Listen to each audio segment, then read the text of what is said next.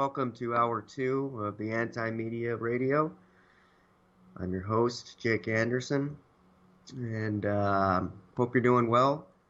Hope you're keeping your mental peace in a time of great rancor.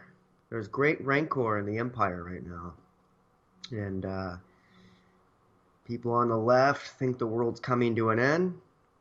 People on the right think a new age has begun. That Trump's going to clean everything up. In fact, he just said today, I'm a fixer. I'm going to fix it. I'm going to fix everything up. I know some of you are Trump supporters, so I'm sorry for you. Mostly because I think you're going to go through the same thing I went through with Obama when I thought he was my savior. Trump is not your savior. He's going to serve the military-industrial complex the same as every other president. He might do some things differently.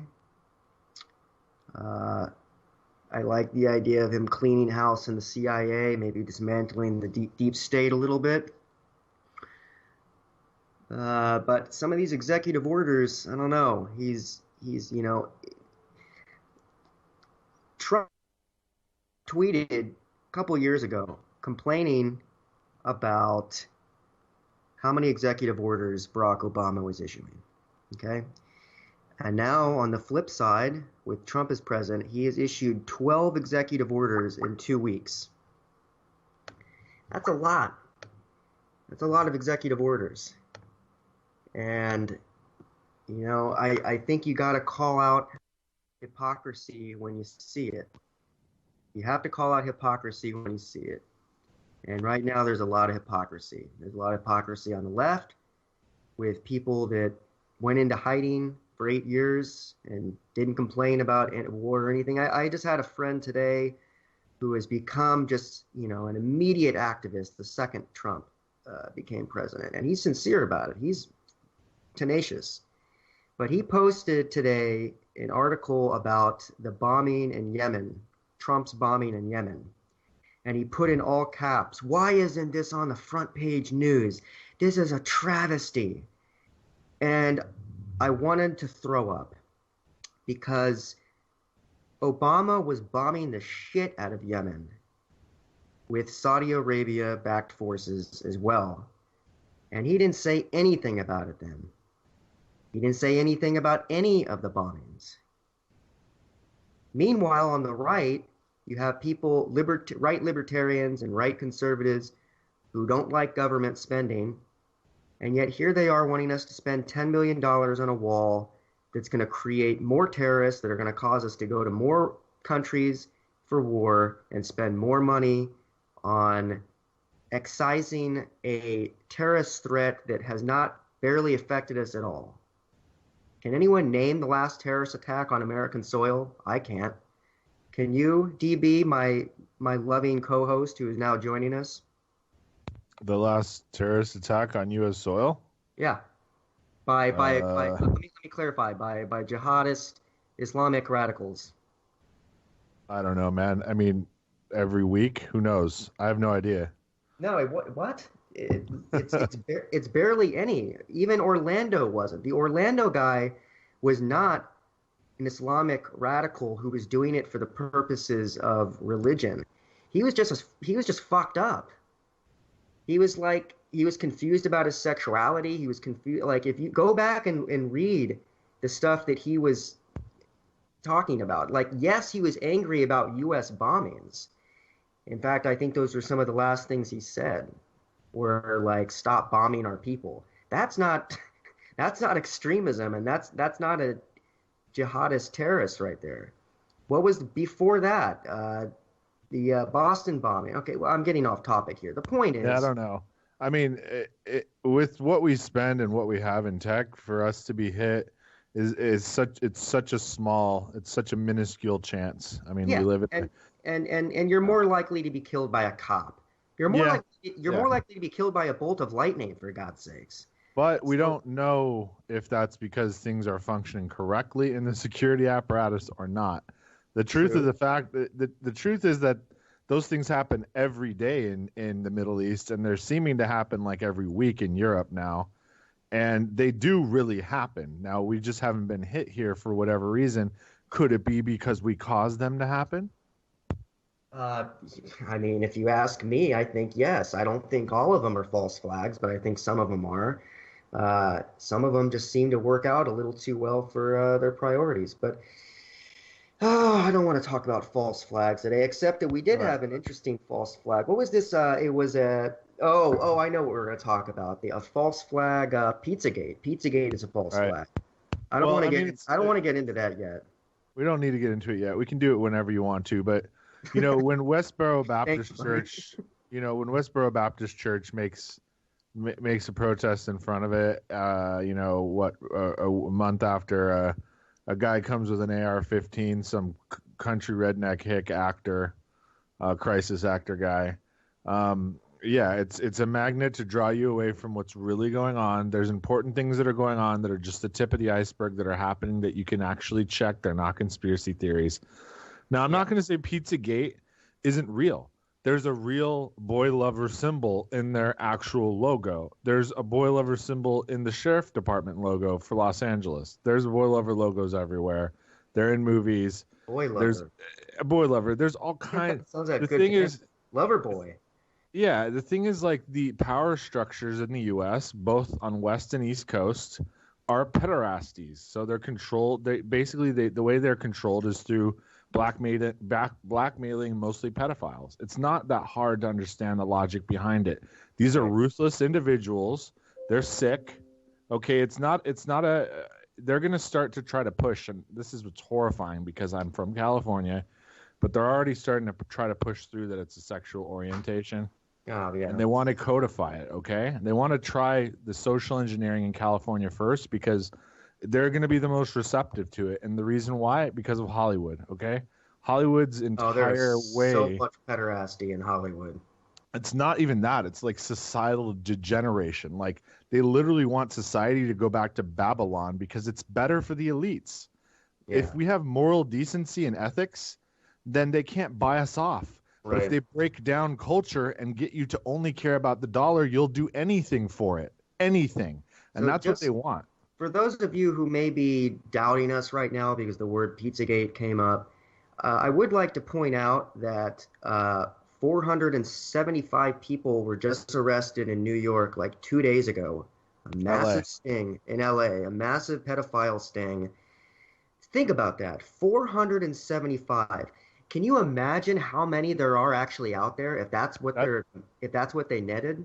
That's just, I mean, honestly, it's a pittance.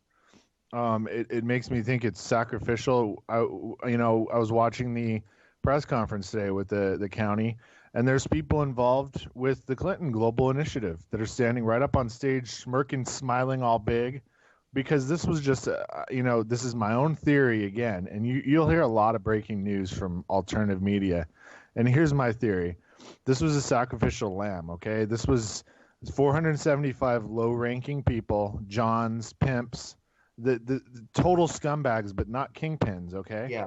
And this was done to take the heat off because the real power makes the movies and the shows that you watch and the music you listen to, and that's the damn truth. They're not rolling the Renleys. They're not rolling the people that are actually going out and are part of, this systematic process of coercing children and finding low-income children that are needy. It's a really sick thing. I mean, it goes back to Jerry Sandusky. It goes to Jared from Subway. This is an epidemic in the world, and it's leading me down trails I don't want to go down because. This stuff, before it becomes a big issue, it's permeated essentially into education. It's really where it's provided a breeding ground. You're starting to see even a lot of female pedophiles that are having sex with children and having their children. Mary Kay Letourneau is now married to, I forget the guy's name, and they have multiple children. And listen, we understand that love knows no age to a point, but children are children, and children means that there's not consent, which means it's rape. Yeah. Okay? Anytime you have sex with a child, that is rape. Yep. Anytime you have sex with an animal, that is rape because there is Yep. no consent. If you have sex with someone in a coma, Leave that is leave rape. those leave those frogs alone, dudes. Like I seriously, mean, it, leave the turtles alone. there's no blur there. I mean, if you've somehow, anybody listening has been duped into thinking anything other than what I'm saying is true, you're letting the sickness permeate into you in the name of political correctness. And this is how the social engineering and Saul Alinsky and all these breakdowns of traditional society, listen, they want to start a war against Christianity because some priests were diddling kids. That's Catholicism. That's not Christianity. They're totally different. People need to look that up. One is a ritualistic, old school, Old Testament domination, Abrahamic religion. It is not Christianity. They are very different. So people need to understand that the root of it is Abrahamic religions. And I hate to say it because I was raised Jewish, but if you look at Orthodox rabbis, they do really disgusting stuff to infants and children and get away with it. And that's not okay because of religion. And I think we can start to talk about this bill that, if you want, Jake, you want to talk about this religious freedom bill that's been leaked or somehow it's been kind of some of I the really details. want to talk about that. In fact, I want to talk about that a lot. I want to do a quick roundup of a few science stories that came out this week that I think are interesting because everything is so swamped right now. There's total saturation. All people are talking about is Trump, Trump, Trump, Trump, and rightly so. But there's been some really cool things that have happened in science in the last week. I wrote an article about one of them, which is there was a new study uh, presenting evidence that we live in a holographic universe. And this is an old theory, and it's a little crazy to think about. But basically, the idea is that uh, we the three dimensions that we four dimensions or whatever are encoded on a two-dimensional surface. This sounds crazy, but there's legitimate scientists that are starting to find more irregularities in the cosmic inflation models. And also, the holographic universe reconciles Einstein's theory of general relativity with quantum mechanics. So, for those of you who don't know, currently our world is described by two major scientific theories: general relativity for the big stuff like planets and galaxies, and quantum mechanics for the really small stuff. Here's the problem: the two cannot exist at the same time, they cancel each other out. So, we have a massive gap in our understanding of science. And the holographic universe theory would reconcile those. So it uses a little bit of string theory. So scientists are kind of latching onto this right now. Obviously, it's not proven, and obviously, it is not evidence for flat Earth or anything like that.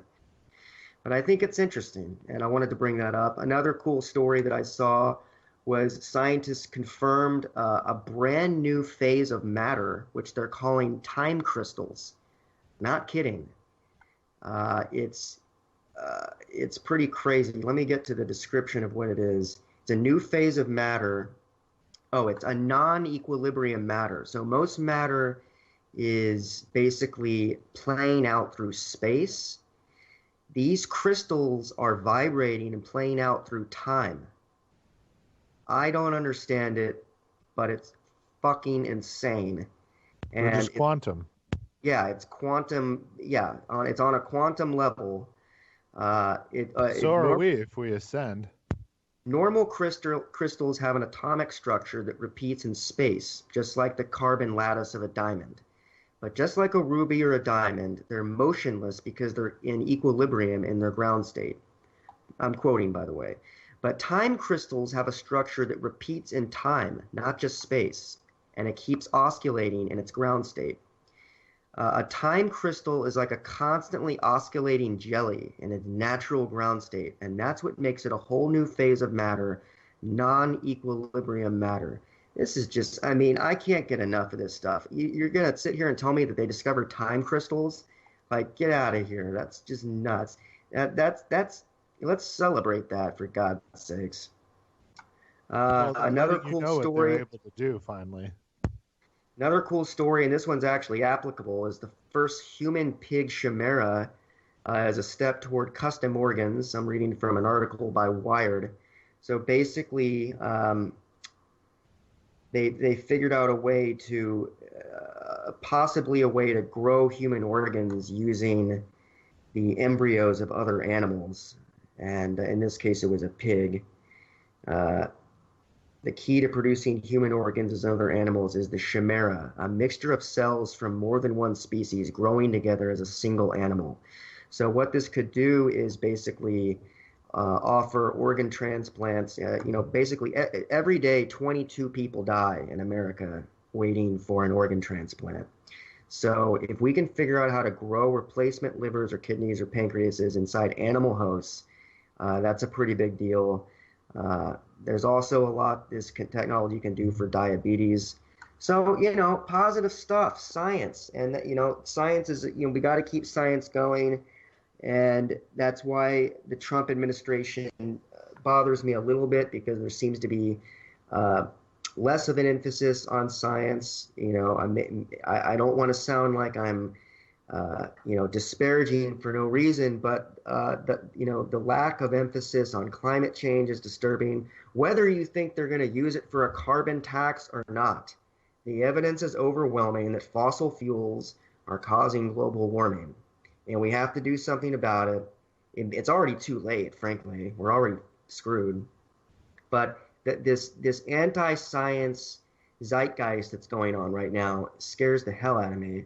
And so each week I want to try and present a few science articles, and then quickly we'll get back to what me and DB want to try and do on this show, which is cut through the articles, cut through the news headlines, and try and figure out really what's going on, because that's the stuff that keeps me up at night, is what's really going on in the halls of power. And I don't just mean the White House. I mean wherever the hell these people are making these decisions. And DB, you may be right in that there may have been a coup in the deep state. And that's what we've been talking about a lot recently, which is that the CIA and the power establishment clearly wanted Trump to lose this election. They did everything they possibly could. Conversely, the FBI wanted Trump to win, a la, what's his name, dropping the reinvestigation of Clinton 1 week before the election. So we have a power coup in D.C. This hasn't happened in a while. In fact, it probably hasn't happened since Kennedy. So we haven't. Yeah. So each week I want to ask you. I want to get a kind of state of the nation from you, DB. Based upon the attack in Yemen, based upon what he's saying about Iran dropping the dollar and going back to a gold currency, which is usually a precursor to them being attacked by us. What is your take on some of the newer things that are going down in regard to your theory that Trump was an anti-globalist coup? Yeah, God, where do you begin? The plans got derailed with him for sure. Let's just make one thing clear. Trump's not a DC insider. He is an elite by birth. There is a huge difference in that. He was born wealthy. He was given a lot of money, $1 million in the 70s or something. He's created that into $4+ billion. Now I've heard he's $2 billion in debt, so he's worth $2 billion. But honestly, after this presidency, I'm sure he's going to be worth in the multiples of billions, because I'm sure he owns a lot of oil stocks. And that's really the name of this election. This election was getting a different pipeline rammed through. That was through the Ukraine. That's partially why the Crimea was taken, why the sanctions, especially cyber sanctions, were loosened today against Russia, because there was a coup twice in the U.S. from Russia. Okay, and it's really been payback. I hate to do like a history lesson in brief, but if anybody knows Bolshevik Revolution, you understand that essentially infiltrators got into Russia, and the result was 60 million Slavic people died. Okay, and you have to understand, if you're a Slavic person you've been now twice an attempted genocide, once by infiltrators and another time by Nazis, by the Germans, who killed another, another 30 million or something of them. So there's 100 million people dead in 2 wars. And they're not only paranoid, but they've become xenophobically so. And that's natural. When people think of Russia, why they're against anything other, it's a survival tactic, okay? They've already almost been wiped out twice. You would be the same way. And the difference with them, though, is that they're extremely intelligent and ruthless together. So how do you ensure your survival in a changing world where on your doorstep there is truly Islamic fundamentalist extremism, and then you have China on another border that could take over your natural resources just by sheer numbers? You've got to create a situation where there's balance and parity. And really the only way you can do that is to turn to an ally that time forgot, which is us. We are and have always been, if you study history, either saved by or a natural ally of Russia in one shape, way, or form throughout our history. We don't exist without the Russian Navy blockading New York Harbor in 1812 during that war. If they don't show up, the British would bombard us and have taken us back. We would be part of the Commonwealth again. So people need to understand, and all this stupid anti-Russia hate is just misplaced because you don't understand history. We don't exist without them. We're part of Britain again. So just keep that in mind. Plus, we never beat the Nazis because they took all the casualties. We'd probably be speaking German right now, Jake, if it wasn't for Russia. That's pretty much what the Man in the High Castle is really about. Don't spoil it for me. No. You gotta, you should read it first because they changed a bit. But anyway, here's the thing, dude. The oil pipeline was a alternative way to create a new upper echelon of elites that can compete on a transhuman level, because the old blood and old guard are worth multiple billions or even trillions of dollars, and they're way ahead in that game. But this is a $1 trillion pipeline they're pushing through. So this is going to make a lot of billionaires rich enough to start to compete with. Wait a minute. Which pipeline? What are you talking about? Which pipeline? So there's a pipeline that goes directly through Crimea. Okay, so just put in Crimea pipeline. You can Google it. Put in Rex Tillerson Crimea pipeline. That's really the main thing. Here's the thing.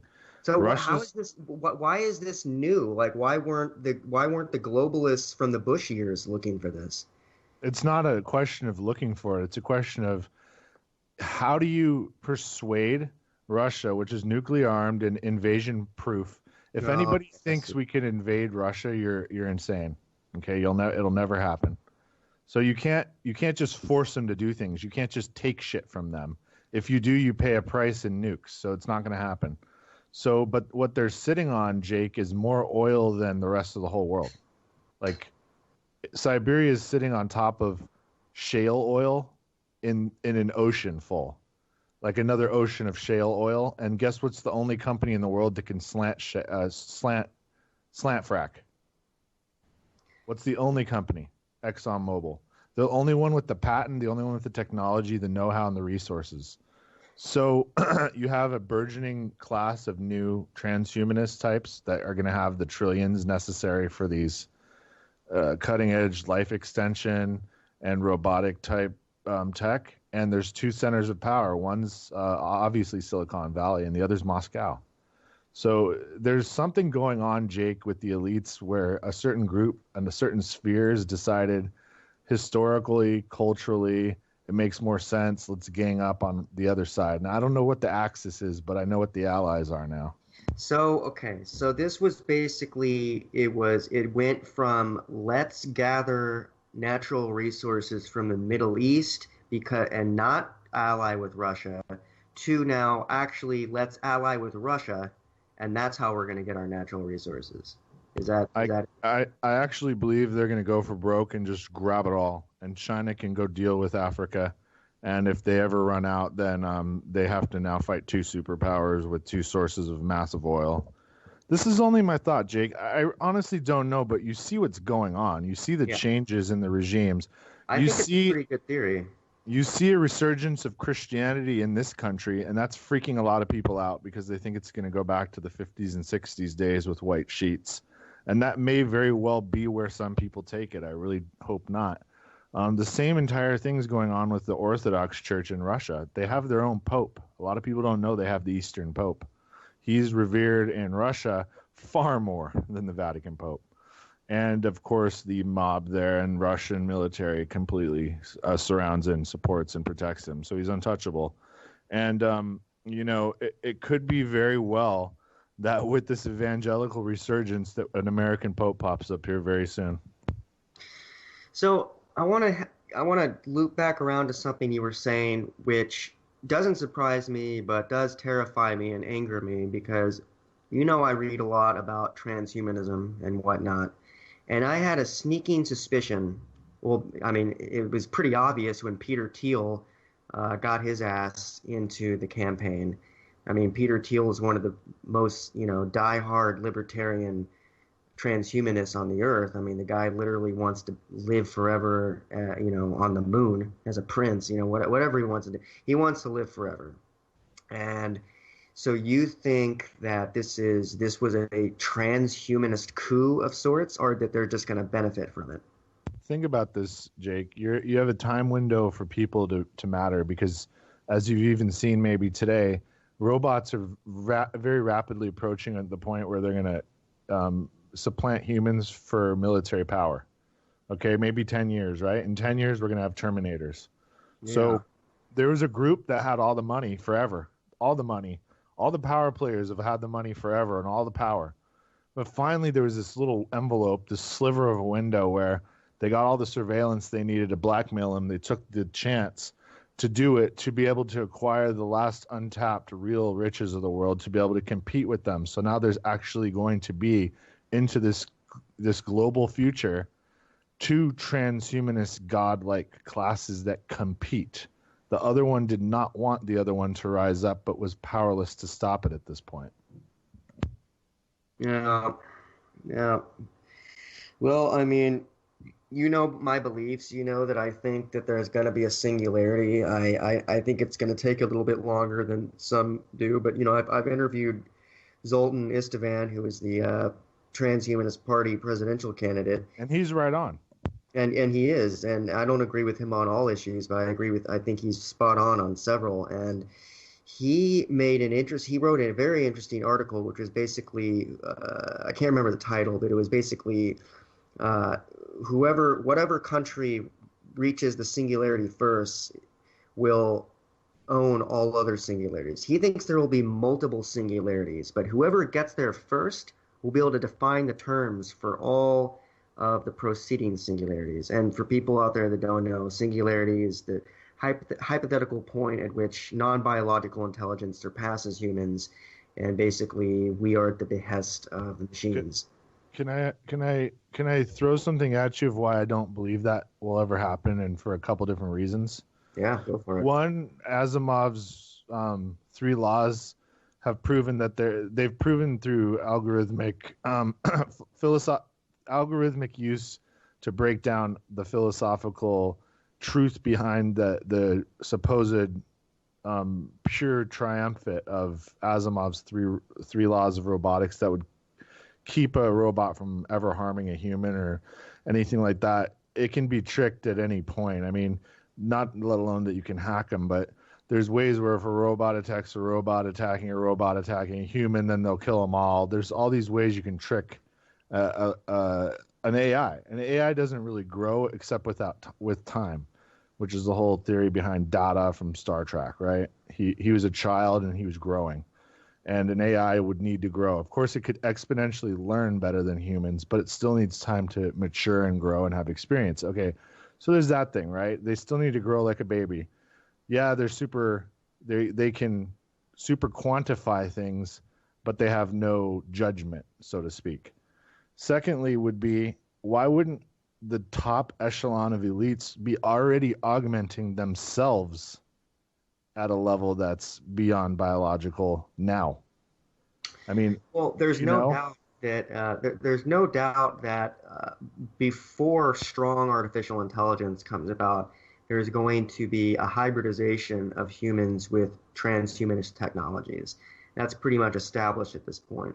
But when you start having continued exponential growth of technology, the idea is that artificial intelligence will exponentially be able to start rewriting its own source code.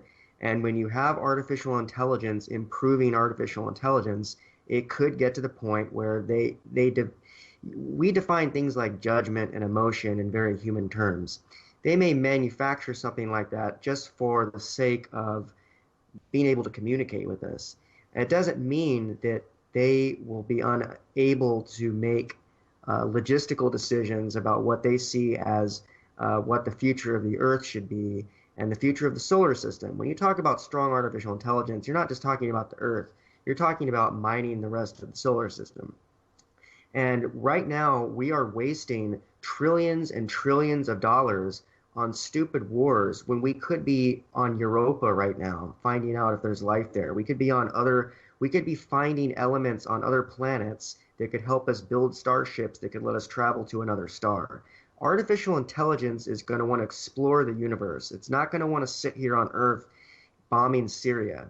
And I think that's a critical distinction, is that strong artificial intelligence, is not going to be hampered with the same kind of pursuit for power that humans are. They will have power because they will be so much more intelligent than us.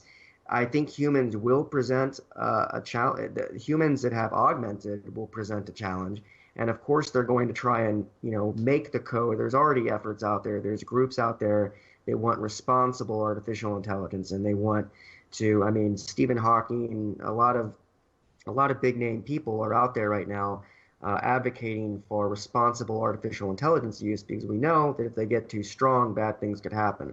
But I just think, if you look at where things are headed, 20 years from now, we're going to be part of a hive mind, and a computerized hive mind. Extrapolate 20 years out from that. I mean, the technology is going to keep getting crazier and crazier, and I think it's just inevitable that a new species is going to want to be the steward of the Earth, because we're not doing a very good job with it. I don't know, man. I mean, who knows? Antarctica is going to tell us a lot whenever that ever breaks, and some people are getting into it now that are respected independent journalists. But the disclosure is going to really tell us what are we honestly dealing with. I mean, now we're switching over to extraterrestrial intelligence. Yeah, and what kind is it? I mean, we know it's not from this third dimension on this reality plane. Like, it's something beyond that. It's not something from the nearest star, because the nearest star takes too long, according to Einstein's this reality physics. But there's others. There's ways to fold it. We know we can do it already. We see prions that exist in multiple locations infinitely at the same time. So that this, again, is matter and antimatter. And there's ways to get through these different planes. Now, are we speaking about things from another dimension, a higher dimension? Like, we know there's things that exist on the lower dimensions. What are those things? Those weird-ass things that are floating around in your periphery? They exist. What the hell are those? I don't know. Pollen? There's just... the thing is, existence is on different planes, different multiple dimensions, there's things. Turkeys can see in ultraviolet, so you can freak them out with those lights. I mean, all kinds of weird stuff, from our own physiology that is untapped. And we've talked again about the human brain having a superconductor in the middle of it. And again, what fluoride is made for. One of the things I learned about doing a lot of research on World War II was, when the Nazis did get the death camps going, people willingly went because they fluoridated them out of their mind. They didn't even know where they were. There was no resistance. And we've been getting minute doses of that our whole lives, Jake. And, finally there was a breakthrough with our consciousness somewhere. I don't know. For me, it was like Zeitgeist, the movie, and that was, 2007 or something? That was a big moment for me, too. Yeah, I mean, and then what really hammered it in was I was so thrilled when Obama got in, and then he right away did the bailout, and I was like, this guy's full of shit. Yeah. This is just totally bogus. One is Thrive. Do you see Thrive? Yeah, and that's more recent, and then they've had multiple zeitgeists. Peter Joseph came out, was an Agenda 21 kind of guy, and they're like, well, he's a shill, but he's not a shill. The thing is, you can take lessons from anyone. Right. Even your enemies teach you. In fact, I like and follow a whole bunch of people I don't agree with because I want to know what people are thinking. Yeah, that's one of the things I respect about you. I respect people that aren't blinded by partisanship, aren't blinded by just this hubristic thinking of I know what's real and what's logical based on nothing. People make these assumptions of, oh, there's no way that's possible based on nothing. Absolutely nothing. Is do we have hard evidence right now that there is an extra dimensional intelligence on Earth right now? No. But I mean, realistically, what would that hard evidence look like? If there are beings traveling between dimensions, do you really think they're going to leave behind a fucking Coke can for us to, trace? Like, it's not going to look like traditional evidence. So people just need to back away from their prejudices against a little bit and back away from what they think is consensus reality. Because I'm telling you, if you look back throughout history, consensus reality is always wrong. Always. A lot of the craft too, Jake. I know you're a big UFO guy.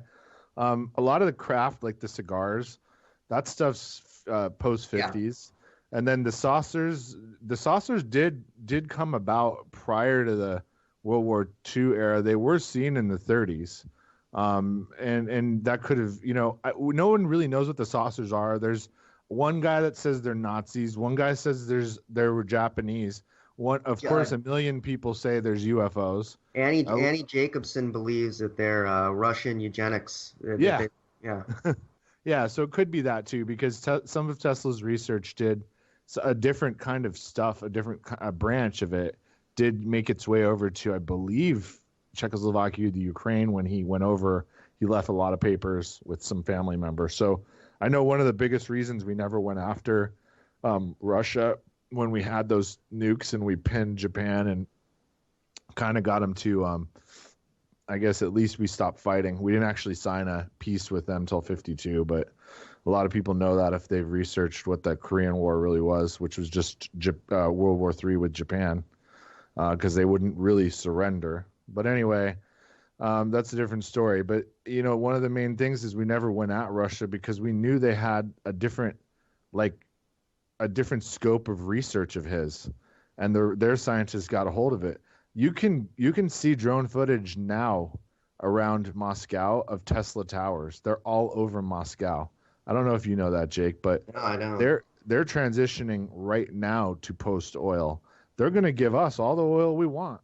They can get by without it pretty good, and they can just let us do a lot of the dirty work and just play a support role, because honestly, in a real fight to kind of corner the world's reserves of oil, which is the Middle East, it's better to just use us as the attack dog, and they can kind of take up the rear and flank ISIS or whatever excuse they're going to use. Now Iran. So here's the thing, Jake, that's freaky is we're barking about Iran, and I haven't heard anything from Putin about it. So if some reason Russia gets hit with an extremist attack, like they get hit with a 9/11, then they're going to say the whole, we can't support any country over there or whatever. Everybody's an enemy, and they'll green light us, and then we'll just go in together or something. Like, I can see a lot of crazy shit playing out now because we weren't barking at Iran. We were dealing with them. We gave them $150 billion under the Obama regime, and now we're saying that was a horrible idea. They shot ballistic missiles, which, you know what? Every country in the world shoots those and tests them because they're anti-ICBM, theoretically. So, I mean, you're stupid not to have a missile shield if you can make one. And I guess they have enough tech they can do it. But, I mean, what does Putin say?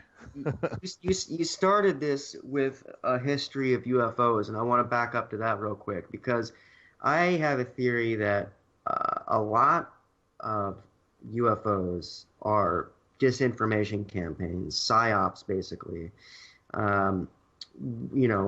Distractions.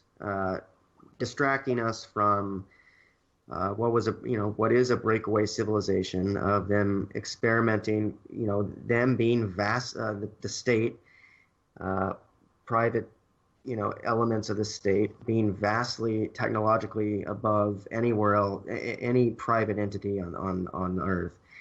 And so a lot of these UFOs, I think, are disinformation campaigns. But that's not to say all of them are, and it's not to say the original one wasn't. So there's so many layers of obfuscation here that it's getting to the point where we're probably, and we've talked about this, we're probably going to see some kind of partial disclosure at some point.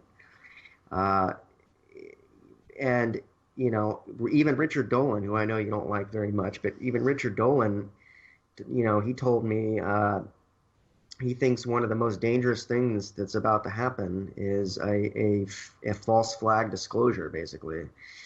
And Blue Beam or something? He doesn't believe in Bluebeam, but he basically thinks it's going to be a limited hangout disclosure where they give us a little piece of it, but just enough to keep us off the scent of what's really going on. And, but even that, I still don't even believe that. I'm firmly, I'll believe it when I see it. If the government ever comes out and says anything about UFOs. The reality is, if aliens came here, we were privy to a form of technology and a form of energy propulsion that was so far beyond anything we know here that I just don't think they're going to want anyone to know about it. That it's a national security issue, that they're going to want to hold on to this because they control society, they control the geopolitical atmosphere with it. And I'll be the first to admit if I'm wrong, but I'm just skeptical that there's ever going to be an emission of UFOs. I don't know how we're ever going to find it out. I've always thought they were a cover story for the dark entities that certain people in the upper echelons dealt with and that required, enormous quantities of negative energy. Or if you want to even Google, or maybe you should DuckDuckGo instead, this LOOSH. That's essentially an energy form that you can feed off of vampirically. What is that again? LOOSH. So LOOSH.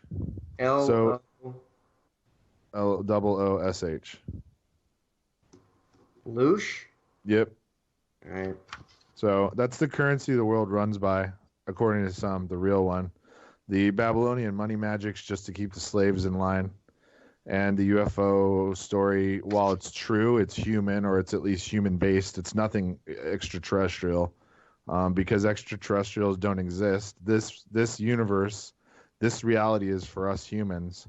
There's other realities and other dimensions. They can come and go as they please once they get beyond where we are. We're still trapped in a physical shell. We could ascend to something better or bigger than this eventually. And it's even possible that's what death is for some people. Maybe that's what heaven and hell is, right? Promotion and demotion. I don't know, man.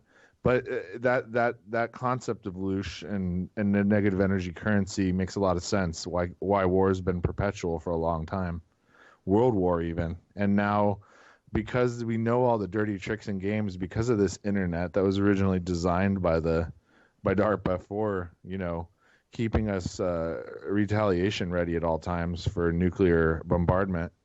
It actually let out all this crazy crap, and now you can look it up and read about it, and it makes a lot of sense. All right. Well, I'm content. We figured it out. Well, I mean, there's so much more to it, but as you learn more, you start feeling like freaking Alex Jones and some weirdo. You know what I mean? Yeah, that's what I start to. Anytime we start talking about extra-dimensional beings, I start to. There's no proof. The proof exactly. is you don't want it. Trust me. Don't do a real Ouija board or crazy shit like that. Don't let in. There's other realities. There's failed universes where there are a version of you that you would kill on sight because you're such a horrendous thing. You know what I mean? And I kill this universe's version of me on sight. Yeah, but somewhere out there's your better angel too. There's the angelic version of you. If the multiverse theory is correct, then yes, there's just constantly undulating bubbles of universes forming, just literally infinite universes. Some of them with completely different laws of physics, some of them that are just like this one, except you put your pencil down at a slightly different second.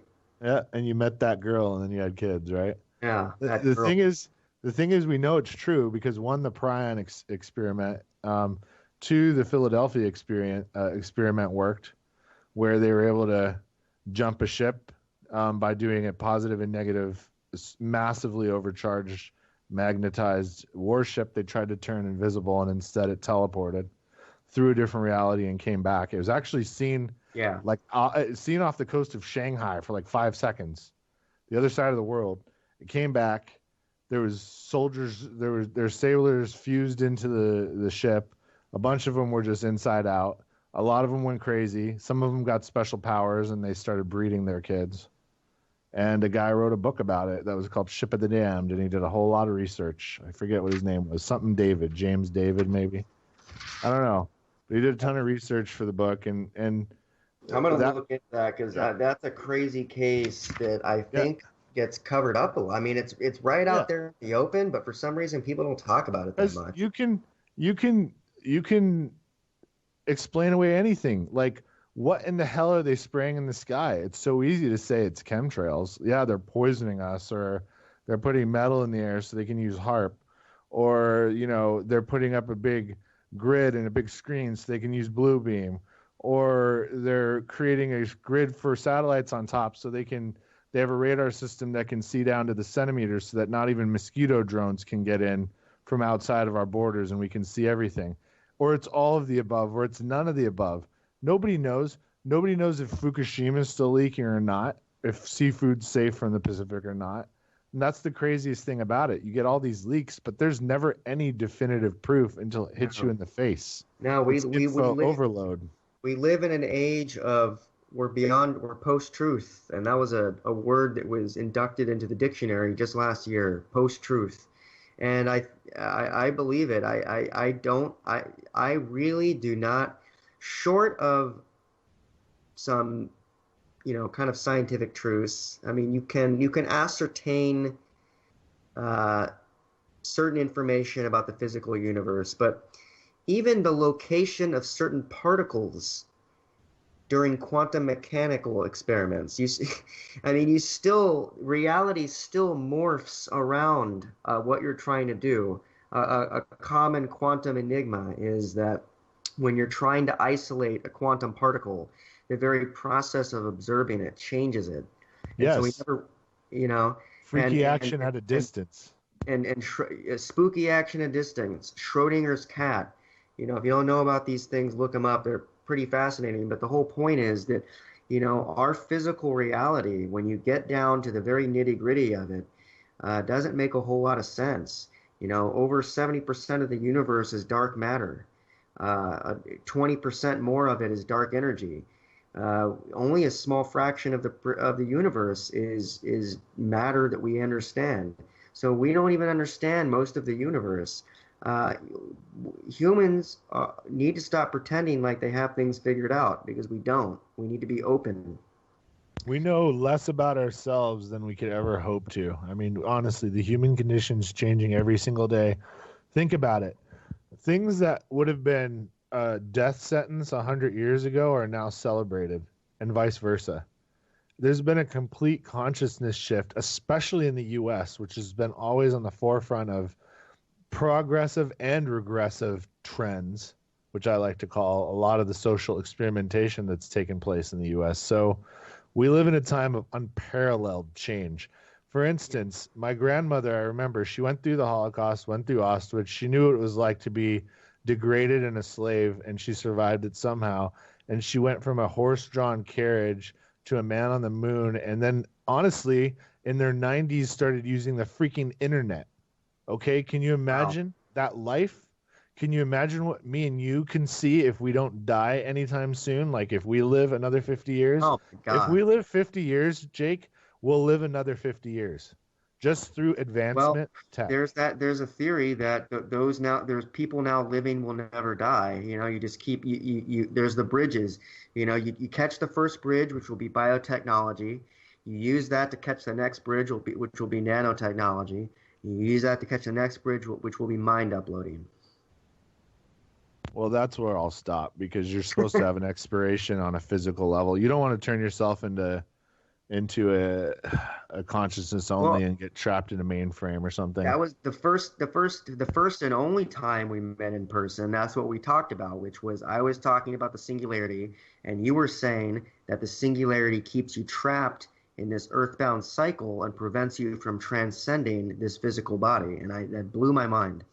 You have to live life as if there is nothing more than tomorrow in a way, whatever that means to you.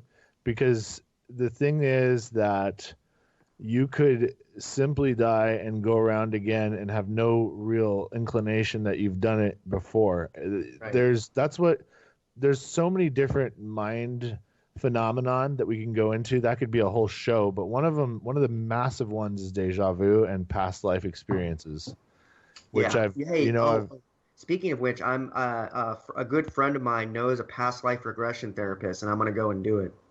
yeah, and you may get nothing at all. And I got the weirdest thing ever, which is that I died from an arrow in my face, and I was a samurai in Japan. And I died in 1871 or some crap. And then when I saw like The Last Samurai with Tom Snooze, I got triggered somehow. Like I was like, what the hell? This seems familiar. And then come to find out, like I'm a big white guy and I'm like 2% Japanese or Asian. And I'm like, what the hell? Like that came over somehow, like to the US, and that came back into my experience, like for this life. And I took 100 years off, right? I died in the 70s, was born again in the 1970s. So I was like, yeah, I was chilling up wherever. Or, they say soldiers always go to not heaven or hell, but they go to, what is it called? The middle one. Purgatory. Purgatory. They have to relive all their battles because they, even though you're just following orders, you cause a lot of awful pain when you're a soldier, unfortunately. So it's a necessity, I guess, of our existence to protect ourselves because other people are crazy and want to kill us. That sucks, but Man, I would love nothing more than to find out that there's a dharma-like cycle, and that our souls are recycled. Uh, you know, I've started meditating a lot. Well, not a lot, but I tried Kundalini yoga for the first time, and it's just unbelievable, Kundalini yoga. But I really want to get more into some of these kind of I guess Eastern mysticism religions, because they were onto something. They predicted a lot of what quantum mechanics came out with centuries, millennia later. And they were. well, look what Shaolin monks can do on tape, running across water, taking unlimited kicks to their balls. Can you imagine? Can you imagine that willpower? That you block out the most horrible immediate pain possible with like multiple ball kicks and breaking like walls with their fists, with their heads. I mean, dude, cannonballs into their stomach from a cannon. I mean, that's because you disconnect and you just turn your body into a rag doll, Yeah, no, that is crazy. And like monks that burn themselves alive in protest and like sit there calmly while they're doing it. Yeah, they don't make scream at all. don't make a Don't make a sound. sound. Yeah. Or the mummies that are still showing, they're still showing the very faintest of MRI whiffs. These guys mummified in trance, the Buddhist monks. Yeah, they did those. They did CAT scans on them. There's like some kind of residual shit going on in them. Yeah, like I don't even know what it could be. Could a body feed off itself at the lowest form and the lowest kind of consciousness, like barely connected here, like forever, like or hundreds of years? Who knows? Yeah, I don't know, man. I hope that. We know nothing. I hope that the human we know nothing. I hope that the human race can collectively wake up. Sometimes I just kind of pray that some kind of cataclysmic consciousness shift will take place overnight. And I'm not holding my breath on that one, but for people to realize that we're all kind of the same, part of the same grand experiment that's going on this rock flying through space. It's exactly really just such a shame that we're quagmired into violence and fear and hatred.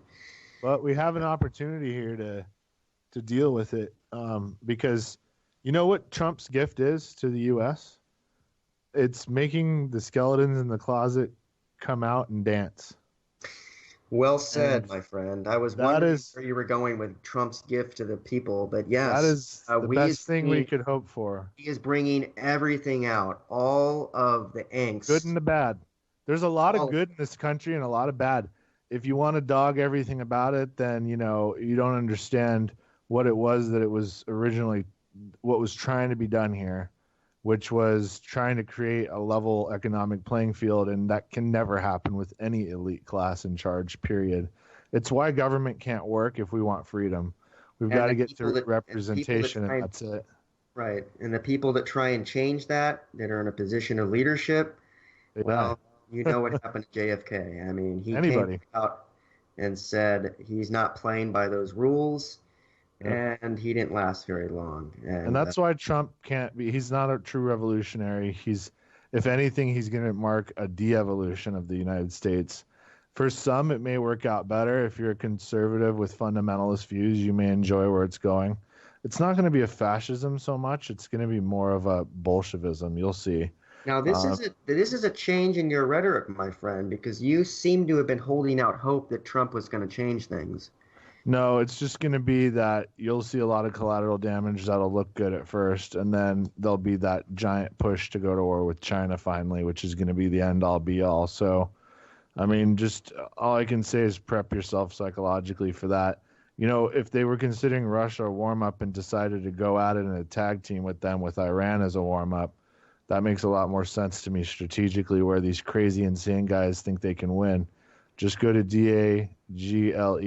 Dagel.com.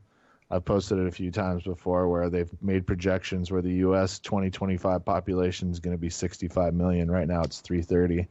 They expect a 80% loss with the war with China within the next 10 years. Actually, 8 now. So within Trump's his 2 terms, he'll get to. We'll you fight think it's them. going to happen during Trump's term? Yeah. Next 8 years for sure. All right, well, that's our time, DB. Thank you so much, man. It was a great conversation. Thanks a lot. Be well, everyone. Try not to get too angry, too afraid. We'll talk to you next week.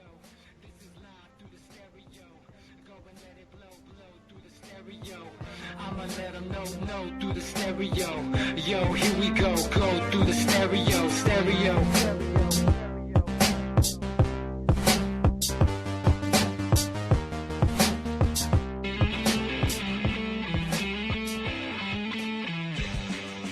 Anti-Media Radio with Levon. Make sure you check out UC